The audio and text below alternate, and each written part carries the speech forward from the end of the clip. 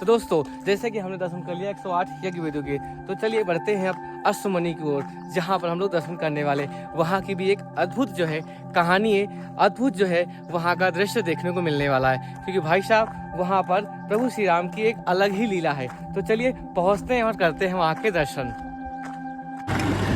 तो दोस्तों इस रास्ते से होते हुए चल रहे हैं हम अश्वमुनि के दर्शन करने के लिए। तो दोस्तों जैसे इस रास्ते से होते हुए आते ना, जैसे सामने है सूरज कुंड। ये वही कुंड है जहाँ पर सरभंग जी को जब चर्म रोग हो जाता है तो वो उस जो है रोग से मुक्ति पाने के लिए इस सूरज कुंड में स्नान करते थे। जैसे यहाँ पर जो है सूरज कुंड हुआ करता था, लेकिन इस समय यहाँ पर देख पा रहे हैं जो वहाँ पर कुंड से जला रहा था वही जला रहा है। और यहाँ पर कुछ भाई साहब गर्म जल तो देखने को नहीं मिल रहा, लेकिन देखते हैं यहाँ पर सूरज कुंड लिखा हुआ है। पहले के समय हो सकता है यहाँ पर गर्म जल जो है निकल रहा हो, लेकिन अभी तो हमने यहाँ पर देखा आसपास कहीं पर भी ऐसा कुछ देखने को नहीं मिला। तो जैसे यहाँ पर पहुँचते हैं उसके बाद आगे हम हनुमान जी के दर्शन करने को पाते हैं। आइए करते हैं दर्शन हनुमान जी महाराज के। तो भाई साहब बहुत ही दिव्य प्रतिमा है यहाँ पर हनुमान जी की, तो आइए करते हैं दर्शन। तो दोस्तों देख पा रहे हैं हनुमान जी की बहुत ही बड़ी और दिव्य प्रतिमा है जिसके हम लोग दर्शन करने को पाते हैं। तो आइए करते हैं दर्शन।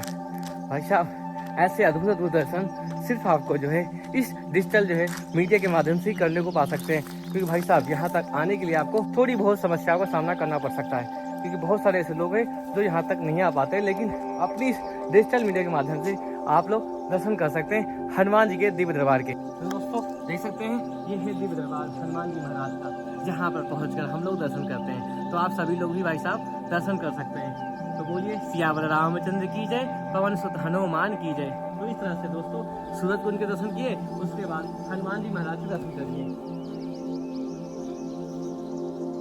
तो इस तरह से दर्शन करने के बाद अब हम लोग चलेंगे अश्वमुनि दर्शन करने के लिए, जो यहाँ पर लोग उसे घोड़ामुखी मंदिर भी कहते हैं। तो चलिए करते हैं दर्शन।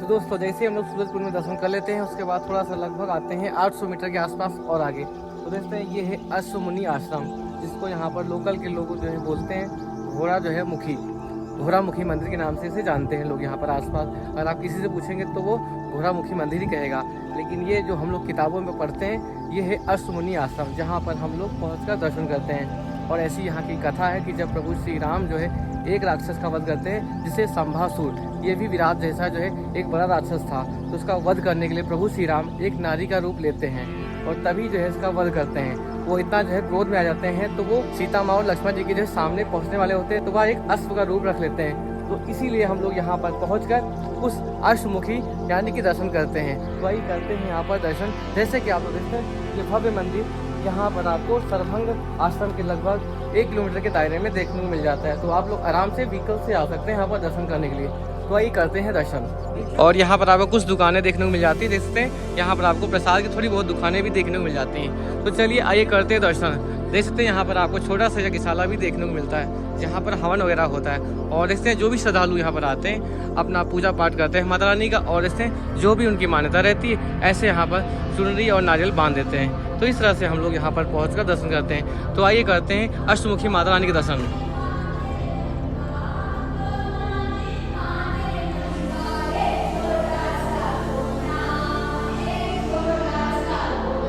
तो दोस्तों यहाँ पर देखते हैं यहाँ पर हम लोग अष्टमुखी माता मैया के दर्शन करने को पाते हैं, जो कि एक प्रभु श्री राम का यह दिव्य रूप है। देख सकते हैं ऐसे ही हम लोग अपने दर्शन करते हुए चल रहे हैं राम वनगमन पथ यात्रा के। तो देखते हैं ये अद्भुत आप सभी लोग दर्शन करने को पा रहे हैं, ये भी एक प्रभु श्री राम का अवतार है। तो इस तरह से हम लोग पहुँच कर प्रभु श्री राम के इस रूप के दर्शन करने को पाते हैं। तो आप सभी को यह दर्शन करके कैसे लगा कमेंट में बताइएगा। और दोस्तों मंदिर के सामने यहाँ पर बोलते हैं यहाँ पर गुफा भी है, आपको आइए दिखाते हैं छोटी सी गुफा। तो दोस्तों चलते हैं गुफा के पास और देखते हैं वो प्राचीन गुफा कहाँ पर हमें देखने को मिलती है। देखते मंदिर सामने ही, तो इस तरह से हम लोग थोड़ा सा सीढ़ियाँ उतरेंगे और सीढ़ियों से उतरते हुए पहुँचेंगे हम लोग उस गुफा के पास। तो देखते हैं सरोवर यहाँ पर है, और जैसे ही सीढ़ियों से नीचे उतरते हैं यहाँ पर आप देखते हैं ये रही गुफा।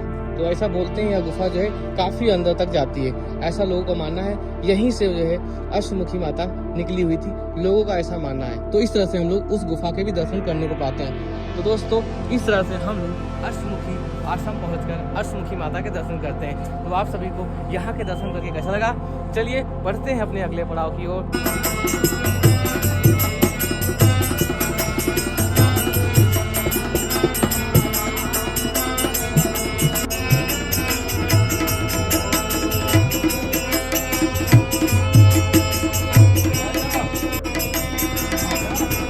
तो अपने राम वनगमन पथ यात्रा के अगले पड़ाव पर हम आ चुके हैं दर्शन करने के लिए। जैसे कि आपने पहली वीडियो में देखा, हमने जहाँ पर दर्शन किए सरभंग आश्रम के, वहाँ के आसपास जितने भी प्लेसेस थे वहाँ के हम सभी ने दर्शन किए। और अब आ चुके हैं हम सिद्धा पहाड़ दर्शन करने के लिए। ऐसा माना जाता है जो पहले ऋषि मुनि हुआ करते थे तो उनका वध करके राक्षस लोग यहाँ पर उनकी हड्डियाँ वगैरह फेंकते थे, तो उसी को अब सिद्धा पहाड़ कहा जाता है। तो आज हम चलने वाले हैं उस सिद्धा पहाड़ के दर्शन करने के लिए जहाँ पर हमारे ऋषियों मुनियों की हड्डियाँ जो है फेंकी गई थी राक्षसों द्वारा। और प्रभु श्री राम यहीं पर शपथ लेते हैं कि इस धरती से सभी राक्षस प्रजाति को खत्म कर देंगे। जिससे यहाँ से कुछ ही दूरी पर है। तो चलिए चलते ग्राम देखते हैं। इस गाँव का भी नाम है ग्राम सिद्धा रोड। तो हम लोग चलेंगे यहाँ से सिद्धा पहाड़ की ओर। तो चलिए चलते हैं सिद्धा पहाड़ पर। दोस्तों देखते हैं सामने जो आप पहाड़ देखने को पा रहे हैं, इसे ही सिद्धा पहाड़ कहा जाता है। तो अभी हम लोग उसी के पास चल रहे हैं और यहाँ पर सिद्धा पहाड़ के ऊपर एक भोले बाबा का मंदिर बना हुआ है। तो दोस्तों इस रास्ते से होते हुए हम आ चुके हैं पवित्र सिद्धा पर्वत अस्थि समुद्र, इससे यहाँ पर लिखा हुआ है पर्वत सिद्धा धाम। तो इस तरह से हम लोग यहाँ पर पहुँचकर इस जो है शंभू के दर्शन करते हैं, यानी कि सिद्धा पहाड़ के दर्शन करते हैं। तो दोस्तों ये वही स्थान है जहाँ पर राक्षसों द्वारा अपने ऋषियों मुनियों के जो है मारकर उनकी हड्डियों को फेंका जाता था और उन्हीं के जो है समूह से बनकर तैयार हुआ है सिद्धा पहाड़। तो दोस्तों हम लोग ऊपर नहीं चढ़ेंगे क्योंकि भाई हमारे जो है गुरुओं और ऋषियों मुनियों की हड्डियों से ही बना हुआ है, ऐसा हम लोग को गुरुओं के द्वारा पता चला है। और दोस्तों आपको यहाँ की एक खास बात बता दें, यहाँ पर मिट्टी में 3 प्रकार से देखने को मिलती है। अगर तुम निचले स्तर में देखेंगे तो लाल मिट्टी मिलती है, दूसरे स्तर पर देखते हैं तो सफ़ेद मिलती है और तीसरे स्तर पर हमें यहाँ पर पीली मिट्टी मिलती है। तो इस पहाड़ पर हमें 3 जो है तरह की मिट्टी देखने को मिलती है। तो दोस्तों इस तरह से आप इससे आप भी दर्शन कर सकते हैं और हमने भी दर्शन कर लिया। तो भाई साहब आप सभी लोग अपने इस डिजिटल प्लेटफॉर्म के माध्यम से इस सिद्धा पहाड़ के दर्शन करने को पा रहे हैं। दोस्तों ये वही स्थान है जहाँ पर प्रभु श्री राम पहुँचे थे। तो ऐसा दृश्य देखा जहाँ पर हड्डियाँ ही हड्डियाँ देखने को मिली। तो प्रभु श्री राम ने यहीं पर शपथ ली कि अब जो है इस भूमि से जितने भी राक्षस प्रजाति थे उनका अंत कर देंगे। तो इस तरह से प्रभु श्री राम यहाँ पहुँचकर शपथ लेते हैं। दोस्तों मुख्य द्वार के सामने ही यहाँ पर थोड़ा सा चलेंगे तो आप लोग यहाँ पर दर्शन कर सकते हैं प्रभु श्री राम के दरबार के। देखते हैं यहाँ पर प्रभु श्री राम, सीता मैया और लक्ष्मण भगवान विराजमान है, जिनके हम लोग दर्शन करने को पाते हैं। और ऐसा माना जाता है यहाँ पर ऊपर जो है चोटी पर भोले बाबा का ही दरबार है, लेकिन हम लोग ऊपर नहीं चलेंगे। तो चलिए दर्शन वगैरह हम लोग के हो चुके हैं, अब बढ़ेंगे हम अपने अगले पड़ाव की ओर। जय श्री राम।